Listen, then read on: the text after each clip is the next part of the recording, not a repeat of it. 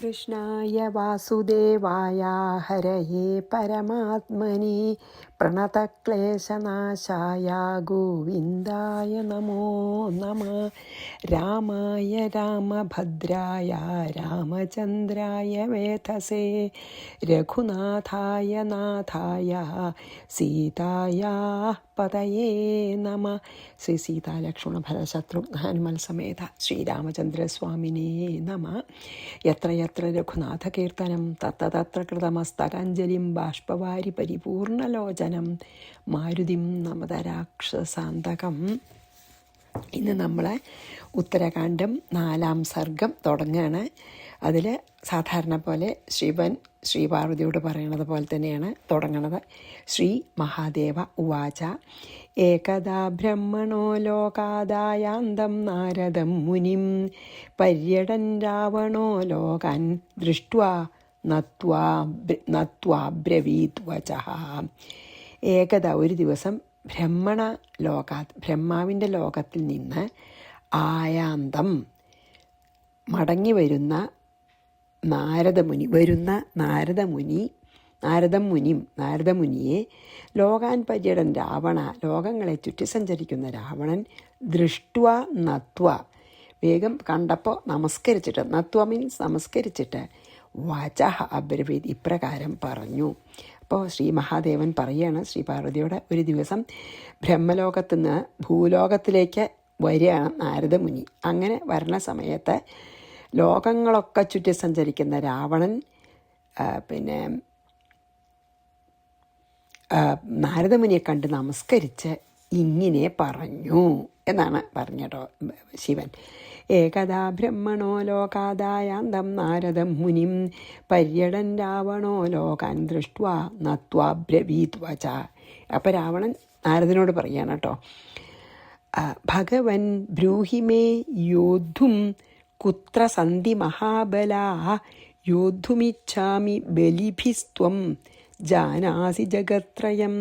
ഭഗവൻ, അതായത് നാരദനെ സംബോധന ചെയ്യാണ് രാവണൻ. അല്ലയോ ഭഗവൻ, യുദ്ധം ചെയ്യുവാൻ മഹാബലാഹ നല്ല ബലമുള്ളവർ, കുത്ര സന്ധി എവിടെയുള്ളത്, യുദ്ധം ചെയ്യാൻ നല്ല ശക്തിയും വീര്യമൊക്കെ ഉള്ളവരെ എവിടെയുള്ളത്? നാരദനോട് ചോദിക്കുക രാവണനെ. മേ ബ്രൂഹി എന്നോടൊന്ന് പറയൂ, ബലിഭി എനിക്ക് നല്ല ശക്തിയുള്ളവരോട് യുദ്ധം ചെയ്യുവാൻ ഇച്ഛാമി, എനിക്ക് എൻ്റെ ഒപ്പം വരെയുള്ളവരോട് യുദ്ധം ചെയ്യാൻ വളരെ ഇഷ്ടമാണ്. ത്വം അങ്ങുന്ന് ജഗത്രയം, അന്ന് 3 ലോകം മുഴുവനും നടക്കണ ആളല്ലേ, അതാണ് ജഗത്രയം ജാനാസി, 3 ലോകത്തിലുള്ളവരെ മുഴുവൻ അറിയാം. അതുകൊണ്ട് എന്നോട് തുല്യ ബലമുള്ള ഒരാളോട് യുദ്ധം ചെയ്യാൻ എനിക്ക് ആഗ്രഹമുണ്ട്, നല്ല ബലശാലിയായിട്ടുള്ള ആളോട്. ആരാമെന്ന് എന്നോട് പറഞ്ഞു എന്ന്. അതാണ്, അല്ലയോ ഭഗവാനെ പോലുള്ള നാരദമുനി, യുദ്ധം ചെയ്യുവാൻ നല്ല ബലമുള്ളവർ ഏത് ലോകത്തിലാണ് ഉള്ളത് എന്നോടൊന്ന് പറയൂ. 3 ലോകത്തിലും 14 ലോകത്തിലും സഞ്ചരിക്കുന്ന ആളല്ലേ, ബലവാന്മാരോട് യുദ്ധം ചെയ്യണം എന്നാണ് എൻ്റെ മോഹം. അങ്ങ് ഈ 3 ലോകത്തിലുള്ള എല്ലാവരെയും അറിയാം, അതുകൊണ്ടൊന്ന് പറഞ്ഞു തരുമോ?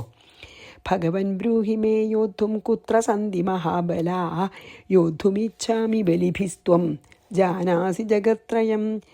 മുനിർധ്യാത്വാഹ സുചിരം ശ്വേതദ്വീപനിവാസിന മഹാബല മഹാകായസ്തത്രയാഹി മഹാമതേ.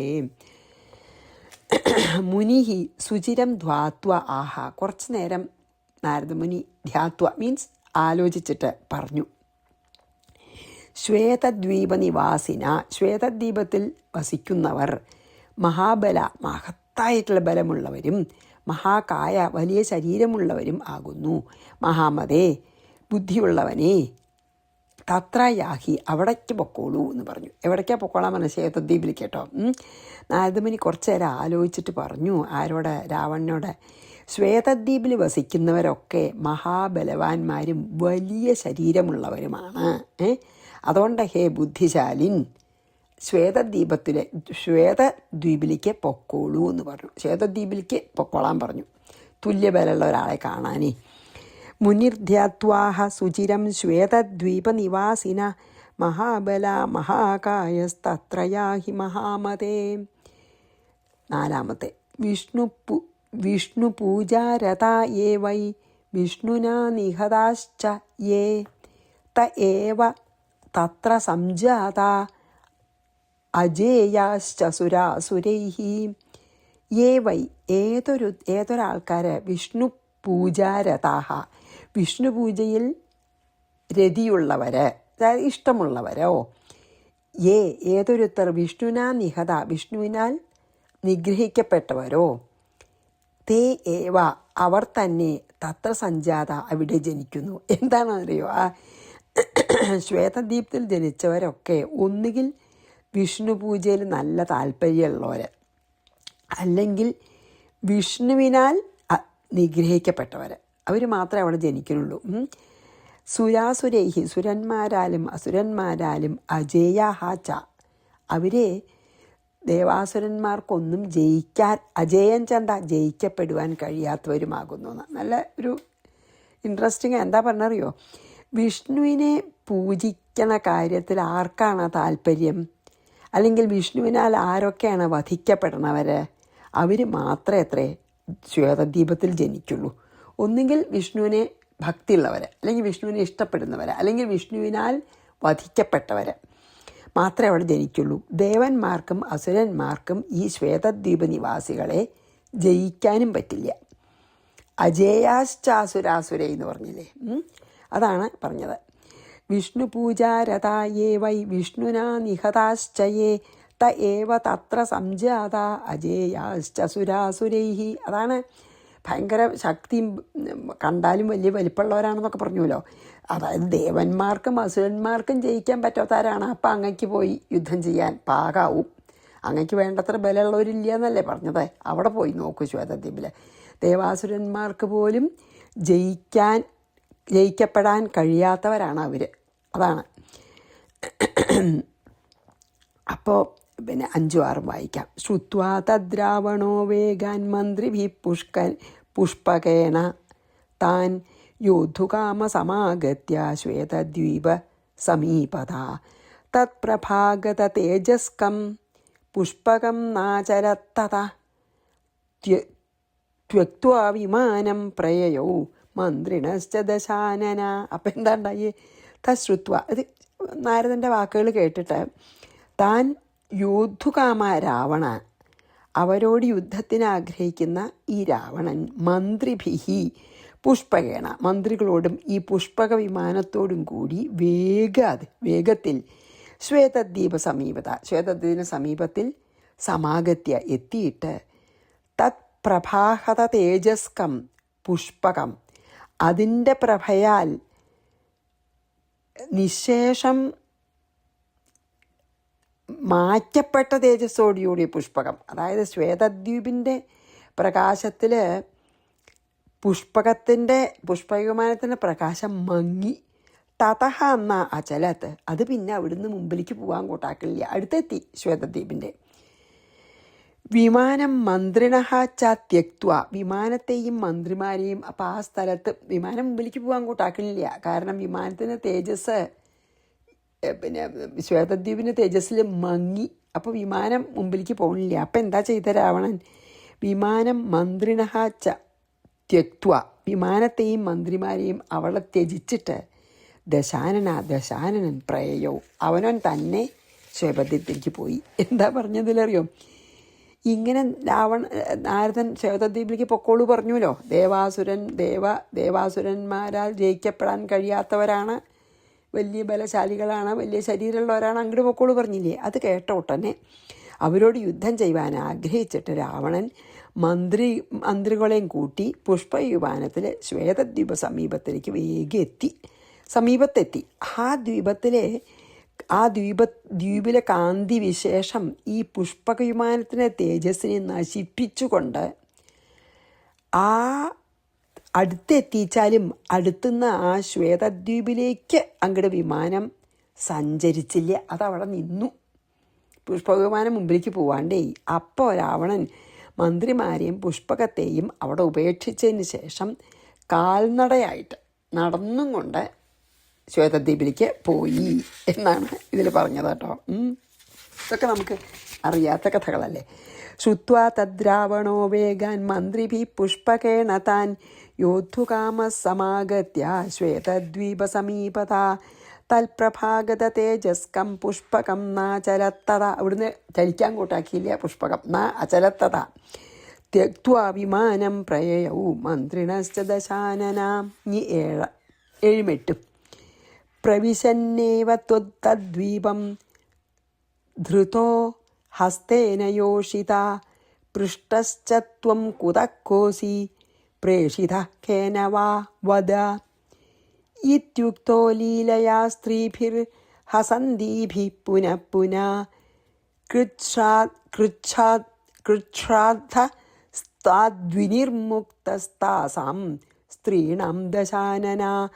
ആശ്ചര്യമതുലം ലബ്ധ്വാ ചിന്തയാമാസ ദുർമതി.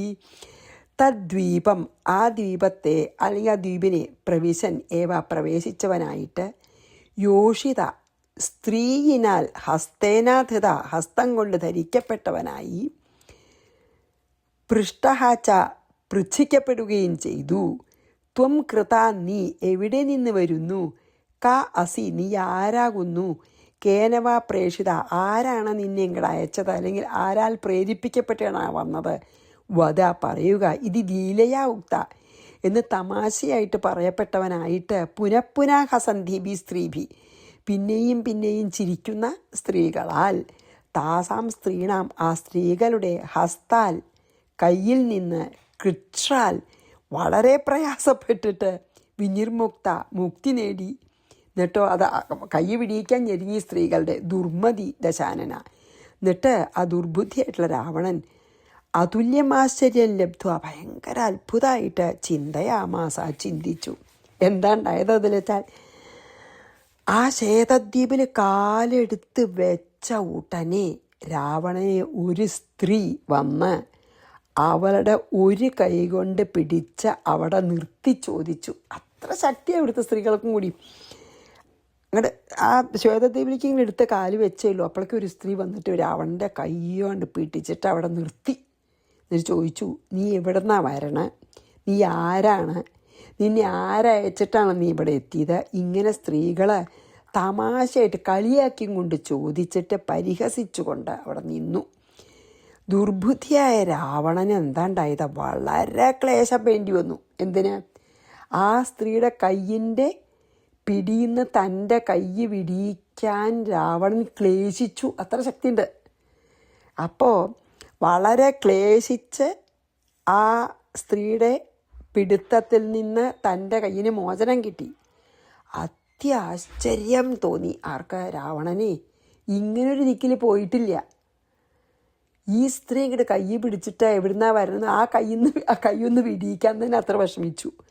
അപ്പോൾ രാവണന് അത്ഭുതമായി. എന്നിട്ട് അത്യാശ്ചര്യത്തോടു കൂടി ഇപ്രകാരം വിചാരിച്ചു എന്നാണ് കേട്ടോ. എന്താ വിചാരം എന്ന് അടുത്തേൽ പറയും. പ്രവിശന്നേവ തദ്വീപം ധൃതോ ഹസ്തേന യോഷിത. യോഷിത പറഞ്ഞ സ്ത്രീയാണ്. ഒരു സ്ത്രീ വന്ന് കയ്യാൻ പിടിച്ചു. പൃഷ്ടശ്ചത്വം കൃത കോസി കുത കോസി പ്രേഷിത കേന വാവത. നീ ആരാണ്? എവിടുന്നാ വന്ന? ആരായച്ച്? ഇത്യുക്തോ ലീലയാ സ്ത്രീഭിർ ഹസന്തീഭി പുനഃ പുനഃ. ഇങ്ങനെ കളിയാക്കണ പോലെ പരിഹാസിച്ചുകൊണ്ട് ചോദിച്ചിട്ട് കൃച്ഛ്രാദ്ധസ്താദ്വിനിർമുക്തസ്ത്രാസാം ആ സ്ത്രീയുടെ കയ്യിന്ന് കൈ വിടിയിക്കാൻ കൃച്ഛം കഷ്ടപ്പെട്ട് വിടിയിച്ചു.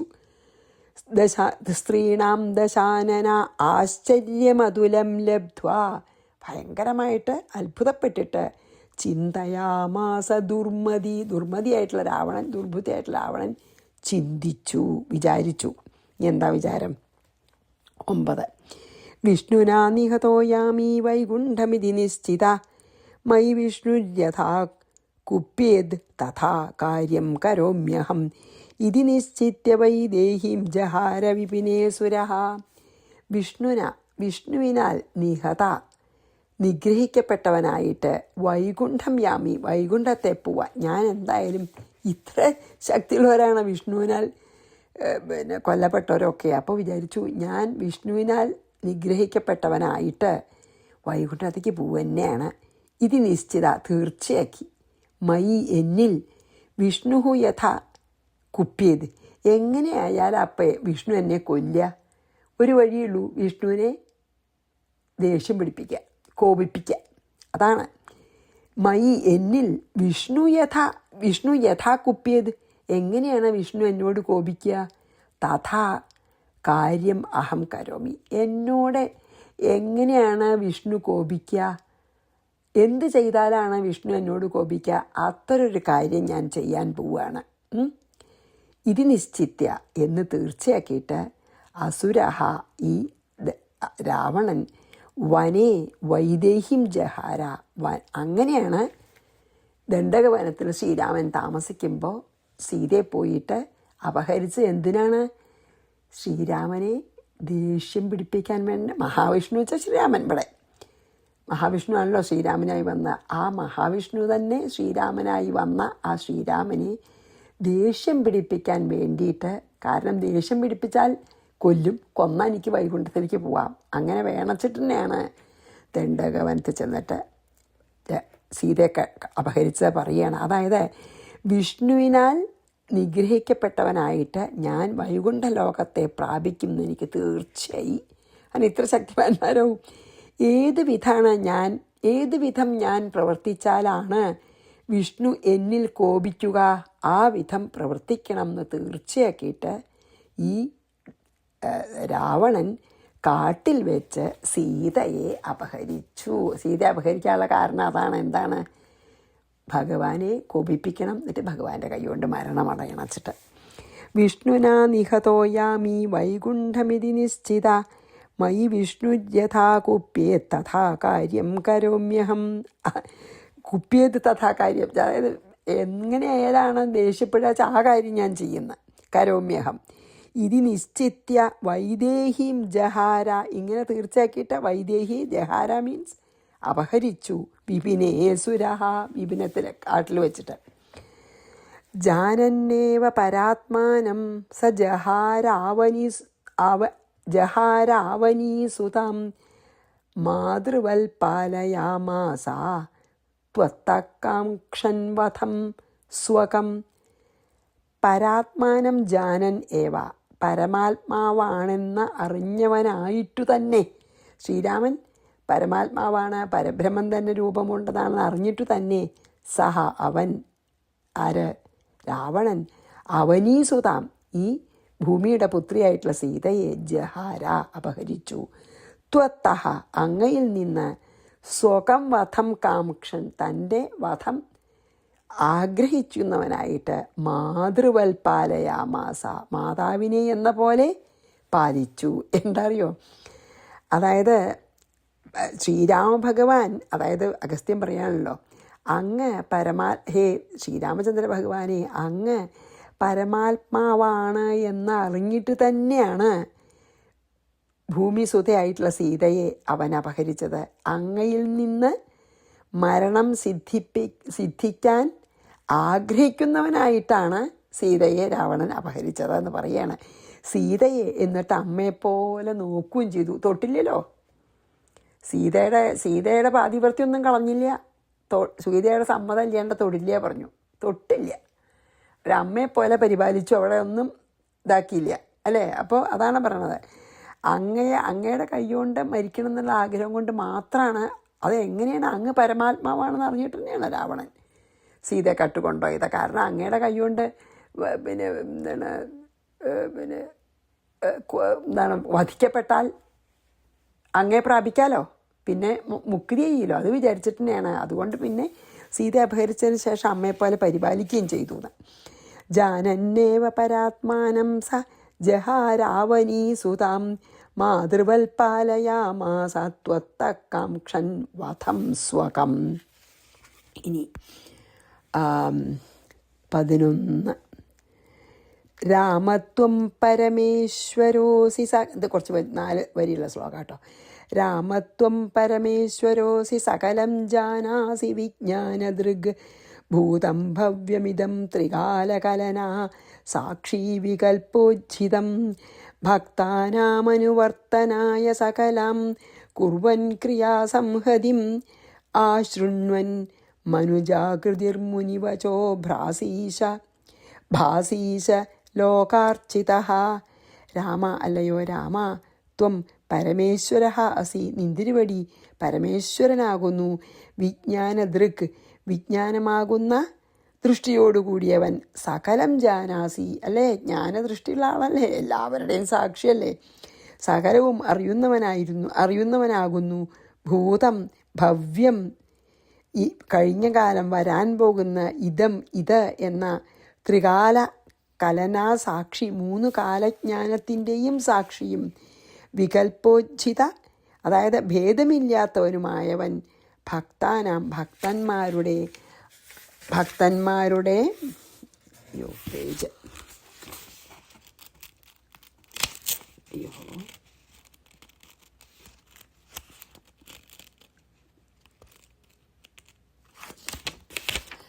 ഭക്തന്മാരുടെ അനുവർത്തനത്തിനു വേണ്ടി സകലാം ക്രിയാസഹതിം, സകലാം ക്രിയാസംഹതിം കുർവൻ, അതായത് ക്രിയാസംഹതിയെ ചെയ്യുന്നവനും. മുനിവച അശൃണ്വൻ, മുനിമാരുടെ വചസ്സിനെ ആദരപൂർവം കേൾക്കുന്നവനും. ലോകാർച്ചിത മനുഷ്യാകൃതി, ലോകത്താൽ പൂജിക്കപ്പെടുന്ന മനുഷ്യസ്വരൂപം എടുത്ത് ഈശ, അല്ലയോ ഈശ്വര, ഭാസി, നിന്തിരുവടി ഭാസിക്കുന്നു. ഇങ്ങനെ പറഞ്ഞതിന് ശേഷം അഗസ്ത്യമുനി പറയാണ്, അതായത് ഇതിനാണ് രാവണൻ സീതയെ കട്ടതെന്ന് പറഞ്ഞു കൊടുത്തു ശ്രീരാമന്. എന്നിട്ട് പിന്നെ അഗസ്ത്യമുനി ഒരു സ്തുതി പോലെ പറയുകയാണ്. ഇങ്ങനെ കഥ പറഞ്ഞതിന് ശേഷം ആശ്രമത്തിലേക്ക് തിരിച്ചു പോകാൻ ആഗ്രഹിക്കുന്ന അഗസ്ത്യമുനി ഭഗവാനെ സ്തുതിക്കുകയാണ്. എന്താ പറയണത്? ഹേ രാമ, അങ്ങ് ശരിക്കും പരമേശ്വരൻ തന്നെയാണ്. അങ്ങയുടെ സ്വരൂപം തന്നെ ജ്ഞാനാണ്. അങ്ങ് ജ്ഞാനസ്വരൂപനാണ്. അതുകൊണ്ട് സകലവും അങ്ങ് അറിയുന്നു. കഴിഞ്ഞു പോയതും വരാൻ പോണതും ഇപ്പം നടക്കണതും 3 കാലത്തിലെ സകല സംഗതികളുടെയും സാക്ഷിയായ അങ്ങന്ന് സകല സംശയങ്ങളും തീർന്നവരുമാണെന്ന്, അല്ലേ? 3 കാലത്തിൻ്റെയും സാക്ഷിയായിട്ടുള്ള അങ്ങയ്ക്ക് എല്ലാം അറിയാം. എല്ലാ സംശയങ്ങൾക്കും അതീതനാണ്. ഭക്തന്മാരെ അങ്ങയുടെ കഥകൾ കേട്ട് പാപരഹിതന്മാരായിട്ട്, അങ്ങയുടെ കഥകൾ കേട്ടിട്ട് പാപമൊക്കെ നശിച്ച് മുക്തി അവർക്ക് ലഭിക്കട്ടെ എന്നുള്ള കാരുണ്യം കൊണ്ടാണ് അങ്ങ് മനുഷ്യാകൃതി ധരിച്ച് സാധാരണ മനുഷ്യരെ പോലെയൊക്കെ അഭിനയിച്ച് നടന്നത്.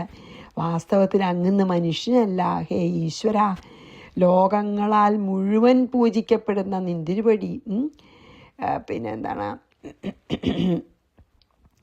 എല്ലാ മുനികളെയും വളരെയധികം ആദരവോടെ പൂജിക്കുന്ന അങ്ങ്,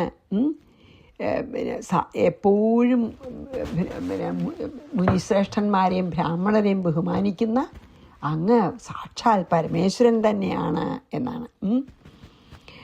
അതായത് വേറൊരു കാര്യം കൂടിയുണ്ട്. ഭഗവാൻ മനുഷ്യനായിട്ട് അവതരിച്ച് ഈ ഒരു ലീലകളാടിയത് ഭഗവാന്റെ കഥകൾ പാടി രാമായണമൊക്കെ കേട്ട് നമ്മുടെ പാപം നശിക്കാൻ, അതായത് സാധാരണക്കാരുടെ പാപം നശിക്കാൻ ഒരു അവസരം നൽകാനും കൂടിയാണ് ശ്രീരാമൻ ലീലകളാടിയത്. അപ്പോൾ ഭക്തിയോടുകൂടി ശ്രീരാമ ലീലകളെ കേൾക്കുകയും ശ്രവിക്കുകയൊക്കെ ചെയ്യണവരുടെ സകല പാപങ്ങളും നശിക്കും. അതിനാണ് ഭഗവാൻ മനുഷ്യരൂപമെടുത്തിട്ട് ശ്രീരാമരൂപമെടുത്തിട്ട് ഭൂമിയിൽ അവതരിച്ചിട്ട് ഈ ലീലകളാടിയത് പറയുകയാണ്. മാത്രമല്ല ഭക്തന്മാരെ ഏത് വിധമാണ് പ്രവർത്തിക്കേണ്ടതെന്ന് കാട്ടിക്കൊടുക്കാൻ വേണ്ടിയിട്ടും മനുഷ്യാകൃതി ധരിച്ചു, അല്ലേ? മര്യാദ പുരുഷോത്തമനാണ്, അതുപോലെ ആവണമെന്ന് ഒരു മാതൃകയായിട്ടും അതിനായിട്ടും ആണ് മനുഷ്യരൂപം ധരിച്ച ലീലകളാടിയത്. അങ്ങയെ ആദർശമാക്കിയിട്ട് ലോകത്തിൽ ജീവിക്കുന്നവർക്കൊക്കെ പതുക്കെ എല്ലാ കർമ്മങ്ങളിൽ നിന്നും വിമുക്തന്മാരായിട്ട് എല്ലാവരും പരമപദവിയെ പ്രാപിക്കും, അതായത് അങ്ങയെ പ്രാപിക്കും എന്നുള്ള കാരുണ്യം കൊണ്ടാണ് മനുഷ്യാകൃതി എടുത്ത് ഇങ്ങനെ ലീലകളാടിയത് എന്ന് പറയാൻ കേട്ടോ. ഇനി ഇത് വായിച്ച് നമുക്ക് ഇന്നത്തെ നിർത്താം. അതായത് എത്രാമത്തേത്? 11. രാമത്വം പരമേശ്വരോസി സകലം ജാനാസി വിജ്ഞാനദൃഗ്, അല്ലേ? പരമേശ്വരനാണ്, എല്ലാം അറിയാം, വിജ്ഞാനദൃഷ്ടിയുണ്ട്. ഭൂതം ഭവ്യമിതം ത്രികാലകലന സാക്ഷി, 3 കാലത്തിലെയും സാക്ഷിയാണ്. വികൽപ്പോജ്ജിത ഭക്താനാമനുവർത്തനായ, ഭക്തന്മാർക്ക് അനുകരിക്കാനേ. സകലാം കുർവൻ ക്രിയാസംഹതിം, ആശൃണ്വന്മനുജാകൃതിർ മുനിവചോഭാസീ സലോകാർച്ചിത. എല്ലാ മുനിമാരെ മാനിക്കണതൊക്കെ എല്ലാം അങ്ങനെ മര്യാദ പുരുഷോത്തമനായിട്ട് ഈ ലോകസംഗ്രഹാർത്ഥാണ് മര്യാദ പുരുഷോത്തമനായി അവതരിച്ച് ലീലകളാടിയത് എന്ന് പറഞ്ഞ് നമുക്കിവിടെ നിർത്താം. ശ്രീകൃഷ്ണാർപ്പണമസ്തു. സർവത്ര ഗോവിന്ദനാമ സങ്കീർത്തനം. ഗോവിന്ദ ഗോവിന്ദ. ശ്രീ സീതാലക്ഷ്മണ ഭരതപുത്ര ഹനുമൽ സമേത ശ്രീരാമചന്ദ്രസ്വാമിനേ നമ. ഗുരുവായൂരപ്പ ശരണം.